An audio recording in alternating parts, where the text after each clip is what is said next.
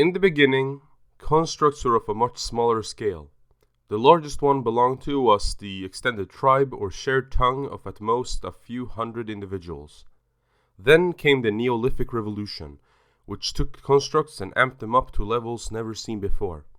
The Neolithic was brought forward by the discovery of agriculture. The proliferation of agriculture is one of the earliest examples of a construct hijacking a vast populace.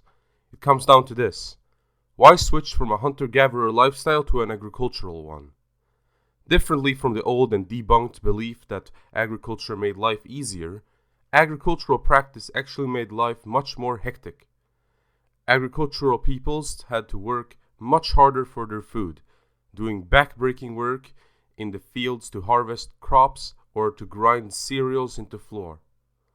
This sort of work is so hard it can even cause a defect in the spine called spondylolysis. The remains of ancient teeth also show that the agriculturist diet of the time was largely centered on carbohydrates, which led to a decline in dental health among human populations. And the limited and protein-lacking diet also made humans on average smaller than their hunter-gatherer counterparts. Thus, agriculture had profound negative effects on the human condition. However, it still had an upside, which was ripe for exploits by constructs: a growing population. The Neolithic discovery and spread of agriculture is single-handedly the largest reason why the human population went from only about 6 million to the billions of today, as without it, there would have been no surplus to cause all of history, and thus no industrial or green revolution would have kicked off. Agriculture ensured a surplus of food, which allowed humanity to invest time into other things than just living in the current, worrying for the next hunt. There was now a tool of advancement within constructs. However, the one characteristic, coupled with the surplus which ensured the agricultural takeover of both the earth and human perception, was the associated sedentary lifestyle. A population staying in one area ensures greater fertility, as children are not only fed surplus food, but are also not limited by the carrying capacity of a hunter-gatherer society. More offspring are produced in agricultural societies. Thus, the peoples who were hijacked by traditions which made them participate in such a brutal lifestyle benefited themselves in a way, succeeding by having their hosts reproduce, creating more hosts to do the same all over. It is not that the chiefs benefited from the construct. All that only holds them locked in position too.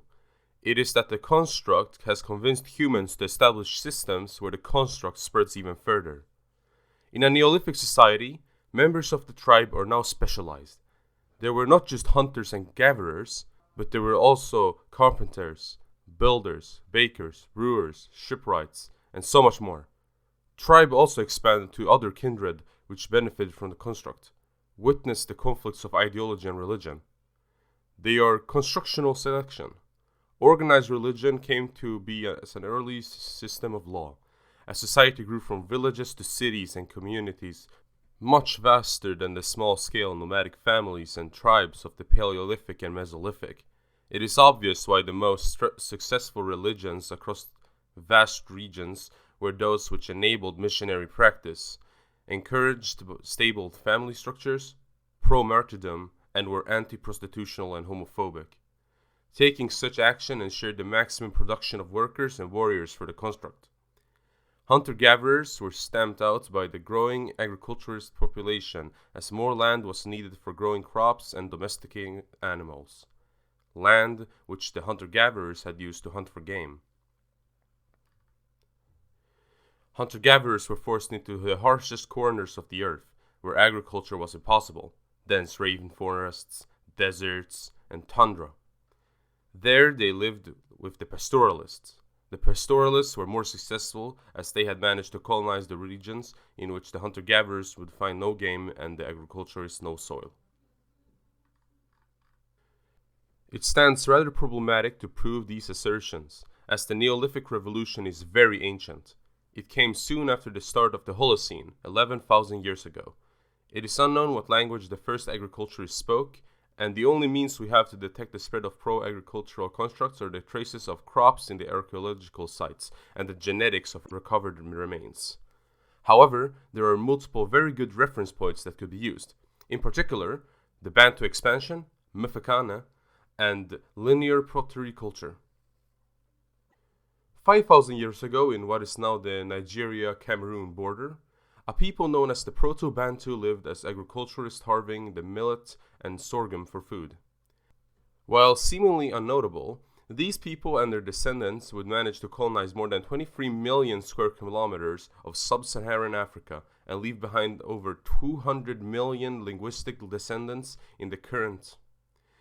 The Bantu peoples have been extremely successful in the African continent and managed to accomplish such tasks in mostly about 1,000 years, occupying land from their homeland to South Africa and to Kenya. Their rise was no work of great men. The rise coincided with the arrival of the Iron Age and superior agricultural practice to the Bantu homeland, and those technologies spreading during the Bantu expansion. With technologies none of the Africans east of them could rival, their land was ripe for transformation into villages and farmland. The other peoples who could not compete had three choices: migrate to available non-Bantu areas, be integrated into Bantu culture, or be killed by clashing iron weapons. The peak of Bantu expansion was from about 3,000 to 2,000 years ago.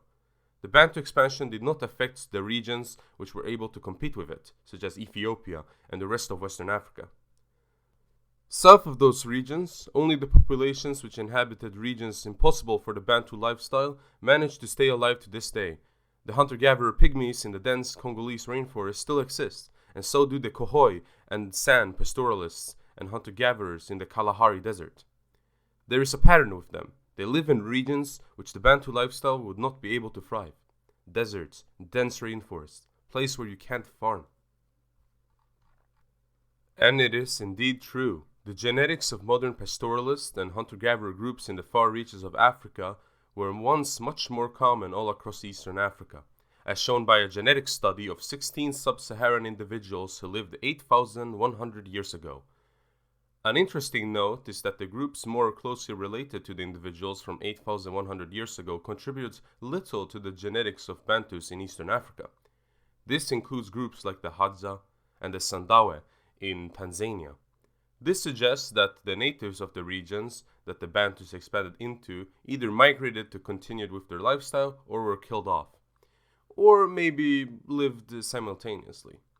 Whatever happened to them, they did not manage to reproduce much with the Bantu arrivals.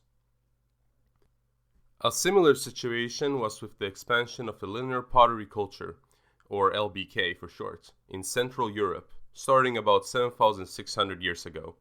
The culture was based in fertile river valleys and expanded out of modern-day Hungary, possibly driven by an ever-growing need of more fertile land for a growing population and to replace depleted land. Eventually, as the LBK had taken all the available land there was, their demise was set and their last phase was defined by strife.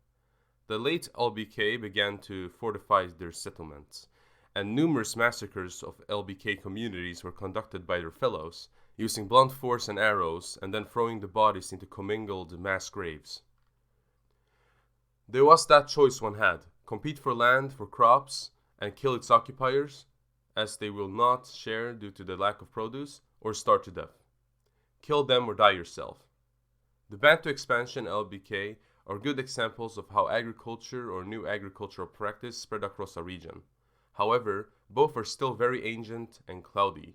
It would be best if such a trend occurred during written history, as then the intricacies of the event could be understood beyond linguistics, archaeology, and genetics. Such an event did take place: the Mfecane in southern Africa. In the mid-1700s, maize had come into the hands of the numerous populations that inhabited southern Africa. It had been introduced to them by the Portuguese, who had acquired it after colonizing the place it had been domesticated in, Mesoamerica. Maize was grown together with sorghum, a local plant, although it matured faster and required less maintenance. It could also grow in the drier environments at the savanna's edges. Maize required little plot preparation and little clearing. In June of 1833, the French Protestant missionary Eugene Casales described his first encounter with the Basotho people of southern Africa. Quote, "We reached the foot of a beautiful mountain, the Banchu, 500 to 600 meters in height and several kilometers in circumference. Directly under the mountain, we could see large fields of near-ripe maize and sorghum, large millet. The inhabitants had built their huts on the steepest summits as a precaution against enemy attacks. Those who were busy in plantations fled at our approach." End quote. Maize had also come into the hands of the Zulus under the leadership of King Shaka. The crop had given the opportunity for the Zulu population to grow quicker due to the upsides of using maize over the older crops, such as sorghum. This led to Shaka conquering most of the arable land around Zululand. There is, however, a downside to growing maize. It requires a lot of water. In circa 1821, a 10-year drought and significant drop in rainfall had occurred. This was one of the causes of the Mfecane, which translates from Zulu to crushing, scattering, forced dispersal, or forced migration. As a measure to mitigate the drought, expansionist actions were taken. Nearby chiefdoms were attacked and dispersed, and their land was converted for use by the Zulus. The conflict lasted until about 1840. The result was the death of 1 to 2 million people. These three events, or series of events, which involved agriculture and occurred after the Neolithic Revolution, may shed light on the nature of the Neolithic Revolution itself, how the uncomfortable nature of the agricultural lifestyle was little importance to how much it produced. The people did not consent or vote for the spreading of agriculture. The sword and increased human fertility did. In conclusion, agricultural practice is more difficult and less productive for the individual than the pastoral or hunter-gatherer practice. Agricultural practice is more effective than pastoral or hunter-gatherer practice in increasing human fertility. Agricultural societies have higher populations while taking up less space. This means that the practice is more productive for the collective than pastoral or hunter-gatherer practice. Higher populations need more to produce to be sustained. Increased production can be achieved by expanding controlled territory and converting the land for agricultural use. Expansionist agricultural practice minimizes the territory available to pastoralists and hunter-gatherers. And at last, hunter-gatherer societies are unable to compete with higher population agricultural societies.